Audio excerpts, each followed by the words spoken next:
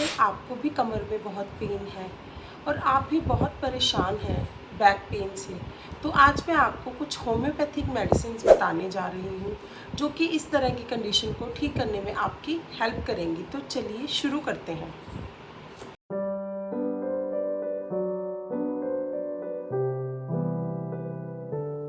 Hi everyone, मैं doctor Richa Sharma आप सभी का बहुत बहुत स्वागत करती हूँ अपने यूट्यूब चैनल पर। अगर आपने अभी तक मेरे यूट्यूब चैनल को सब्सक्राइब नहीं किया है तो ज़रूर सब्सक्राइब करें और नीचे दिए गए बेल आइकन को ज़रूर प्रेस करें ताकि आगे मैं जो भी वीडियोस डालूँ उनका नोटिफिकेशन आपको आता रहे। बैकएक के बहुत कॉजेज़ हैं, पर आज की इस वीडियो में मैं कुछ कॉमन कॉजेज़ के बारे में बात करने जा रही हूँ। तो सबसे पहले है बैड पोस्चर ऑफ सिटिंग, यानी कि लंबे समय तक मोबाइल लैपटॉप यूज़ करते टाइम या स्टडी करते टाइम अपनी बैक को आगे की तरफ झुका के बैठना या सही तरीके से नहीं बैठना, तो ऐसे केसेस में भी बैक पेन स्टार्ट हो सकता है।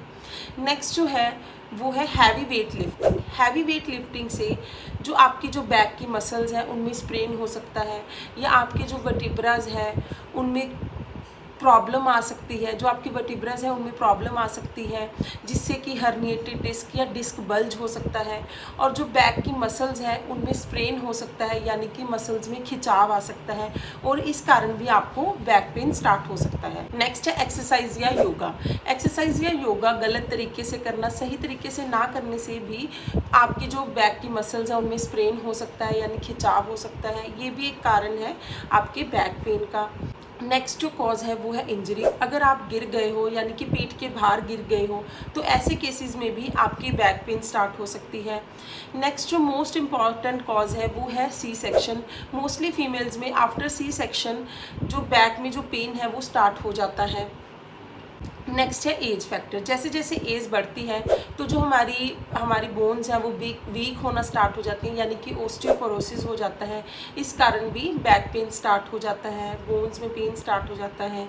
नेक्स्ट जो कॉज है वो है ओस्टियोआर्थराइटिस, यानी कि जब जैसे जैसे हमारी एज बढ़ती है जो हमारी वर्टिब्रास में जो डिस्क प्रेजेंट होती है उसका साइज़ धीरे धीरे कम होने लग जाता है, यानी कि वो श्रिंक हो जाती है, जिसके कारण क्या होता है कि जो बोन्स हैं वो आपस में घिसने लग जाती हैं और मूवमेंट पे पेन होता है।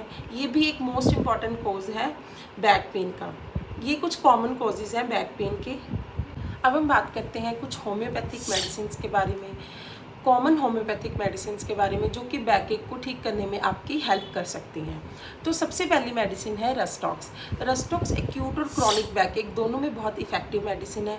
रस्टॉक्स के जो पेशेंट्स होते हैं रस्टॉक्स उन पेशेंट्स में 2-2 बूंद दिन में 2 बार यूज़ कर सकते हैं जिनको जो बैकएक है वो मॉर्निंग में हो, यानी कि सुबह एकदम से उठकर चलने में बहुत दिक्कत आती हो, यानी कि सुबह बहुत ज़्यादा अकड़न महसूस होती हो बैक में, पर जब एक बार उठ के चलने लग जाते हैं तो उसके बाद धीरे धीरे करके बैक पेन रिलीव हो जाता है।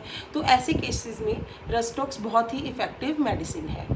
नेक्स्ट जो मेडिसिन है वो है कलकेरिया फ्लोर। कलकेरिया फ्लोर ऐसे पेशेंट्स में 2-2 बूंद दिन में 2 बार यूज़ कर सकते हैं जिनको जो बैकएक है वो क्रॉनिक हो, यानी कि ये क्रॉनिक बैकएक में बहुत ही इफ़ेक्टिव मेडिसिन है। कलकेरिया फ्लोर के पेशेंट्स में भी जो बैकएक है वो सुबह बहुत ज़्यादा होगा और जब उठकर एकदम से चलते हैं तो बहुत ज़्यादा बैकएक होगा, बट धीरे धीरे करके ये पेन रिलीफ होना स्टार्ट हो जाएगा। तो ऐसे पेशेंट्स में कलकेरिया फ्लोर बहुत ही इफ़ेक्टिव मेडिसिन है। नेक्स्ट जो मेडिसिन है वो है हाइपेरिकम। हाइपेरिकम ऐसे केसेस में 2-2 बूंद दिन में 2 बार यूज़ कर सकते हैं जिन पेशेंट्स में जो बैकएक है आफ्टर इंजरी स्टार्ट हुआ हो, यानी कि किसी भी इंजरी के बाद बैकएक स्टार्ट हुआ हो, गिरने के बाद बैकएक स्टार्ट हुआ हो, तो ऐसे पेशेंट्स में हाइपेरिकम बहुत ही इफ़ेक्टिव मेडिसिन है। नेक्स्ट जो मेडिसिन है वो है कालीकाब। कालीकाब मोस्टली फीमेल्स में यूज़ की जाती है जब फीमेल्स में after C section backache start हुआ हो, तो ऐसे केसेस में कालीकाब बहुत इफ़ेक्टिव मेडिसिन है।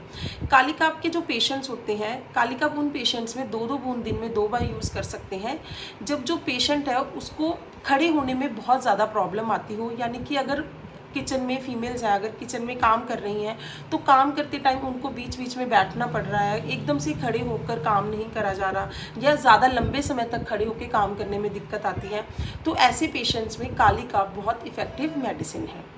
नेक्स्ट जो मेडिसिन है वो है रूटा।